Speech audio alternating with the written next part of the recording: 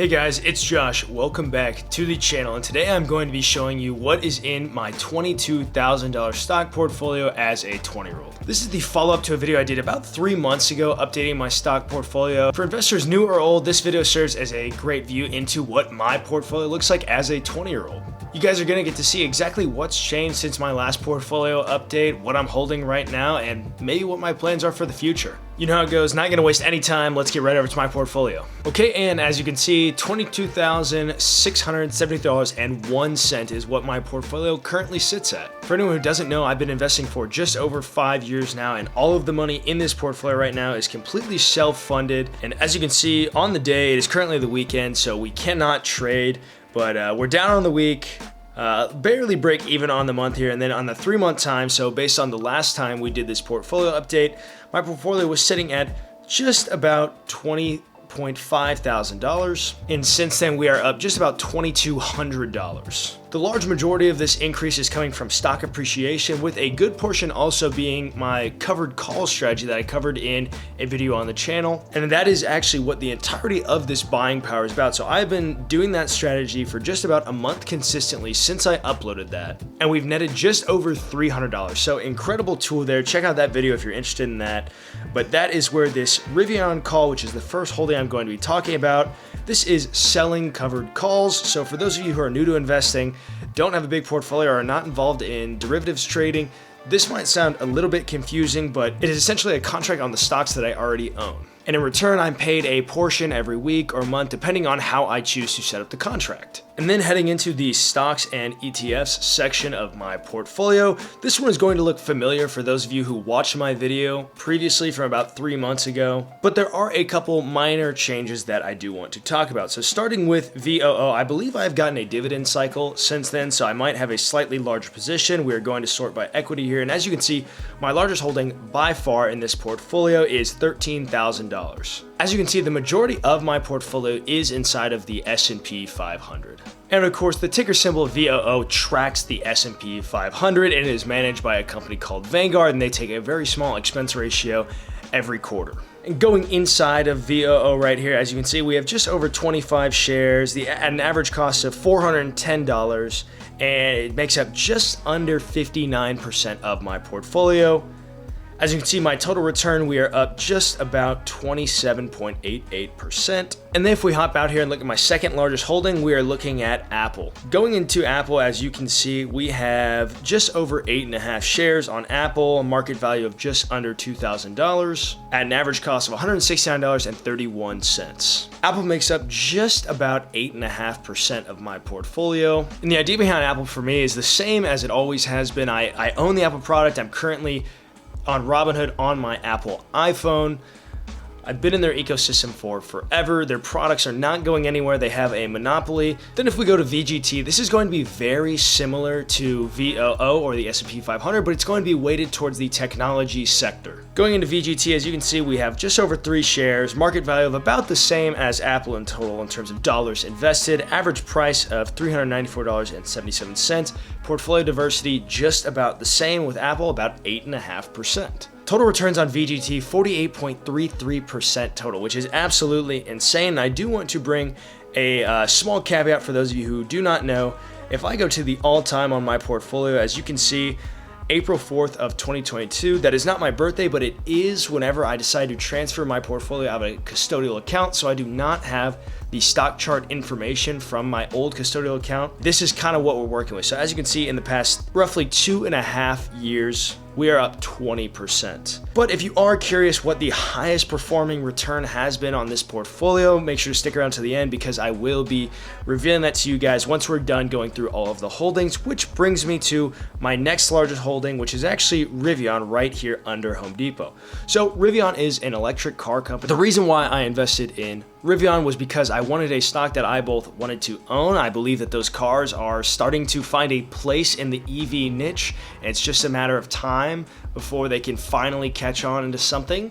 And also so that I could own 100 shares of a company with the budget I was working with to then sell covered calls against it in that strategy I mentioned in my other video. As you can see here, we have 100 shares, market value of $10,020 and an average cost of $10.64. So if we look here, total return actually down 4.12% on the stocks, but if we factor in the options that I have sold on them and everything, I'm actually up a couple $100 on them so far, and that is just from doing that strategy of making money every week or month or so.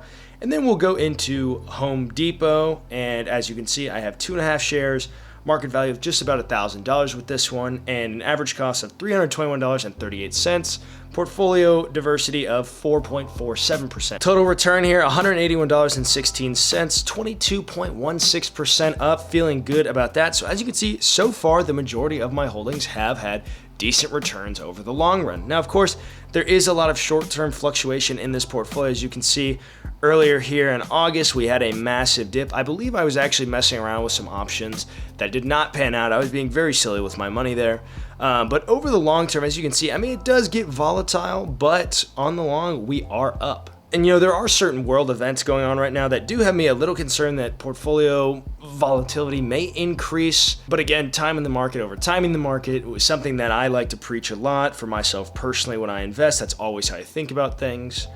And then going into my next position, we're going to VUG. I have 2 shares exactly on this with a total value of $772.11. So as you can see, we are pretty much even on this trade right here. About 3.46% of my portfolio is invested in VUG with a total return of 1.58%. I mean, like I said, pretty much dead even. But then going down into one of the holdings that I added actually recently in August, which is Kava. I really like Kava. I talked about it in my video previously. An average cost of $91.19, and we are up 44.72%, which I think is quite incredible. I really like Kava, a stock that I'll be owning for quite some time. They do not have a dividend yield. I do wish they did though, because I do want to get paid back for owning it, but that stock price appreciation is so crazy that if they're reinvesting all their money that would be paid out to stockholders into the company, then I think that is a great plan. And then going down, Disney, I know this is one that we had talked about beforehand. I think I have hedged my position a little bit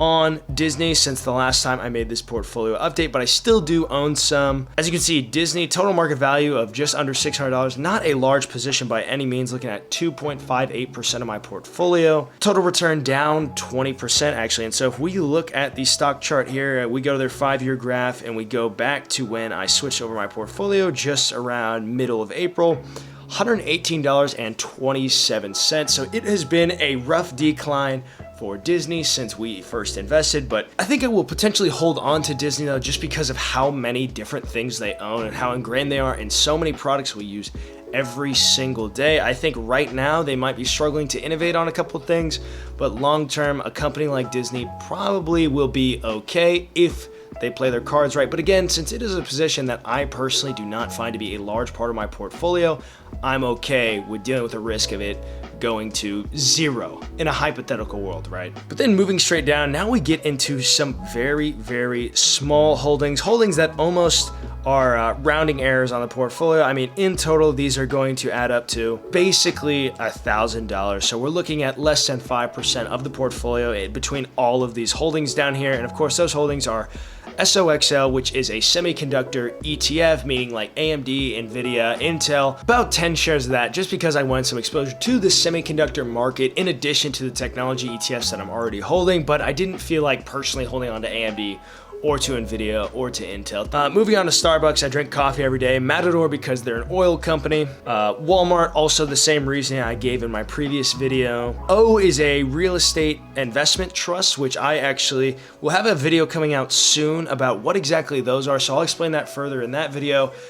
Consider subscribing if you're interested in learning more about that, or just personal finance or entrepreneurship or productivity things. Really, I talk about a lot of different things on this channel. If that's something that interests you and it's your first time here, consider subscribing. Or if you're returning, over 96% of the people that watch my videos do not subscribe, so consider doing that. But then going on to STC, this is also the same real estate investment trust. As you can see, we're up 34% on this, which is pretty crazy, but I only have about $100 in here. So not a really big thing that's gonna move the needle by any chance. And then bookingsholdings.com or Booking Holdings. I own a fraction of basically nothing in this account right here. As you can see, I have not even $30 in here, but I am up 18% on those $30. So that is a calm $4.58. That is on paper in my portfolio. So now before we figure out exactly what was my highest returning stock holding in this portfolio over the past 2 years, I do want to talk about what I'm thinking about doing with this $307 so that you guys can maybe get an idea and understand where I'm coming from when I have this buying power. So this money, like I said, is coming in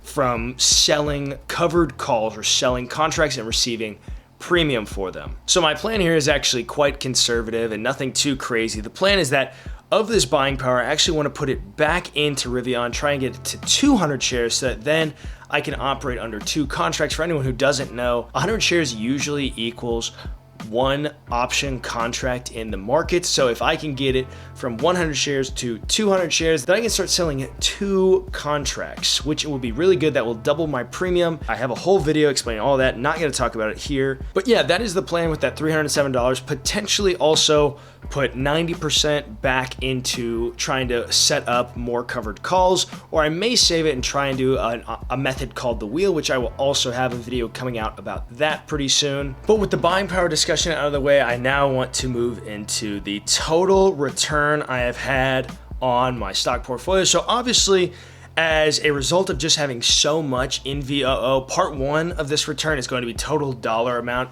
and that of course is going to come in the Vanguard S&P 500, total return of about $2,800, with my worst return actually being Disney at losing $155 total. But percentages are going to be a much more accurate gauge of how these stocks actually performed over the past 2 years that we have the data on. And to do that, we are going to go into total percent change. So coming in at my 3rd highest returning holding is going to be Kava with 44.72% return. And then in 2nd place, we have VGT, which is that technology weighted S&P 500 holding that has a return of 48.33%. And then actually, to the surprise of many watching this, it is not VGT, it's my highest holding.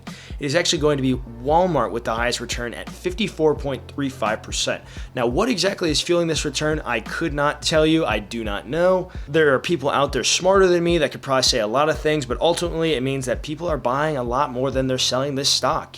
And then in terms of my biggest loser in this portfolio, as you can see, it is SOXL. The semiconductor market, I knew it was going to be very volatile, which is why I did not have too large of an exposure to it. Other losers in this category come in the forms of that O Real Estate Investment Trust, and then Disney down 20% or 21%.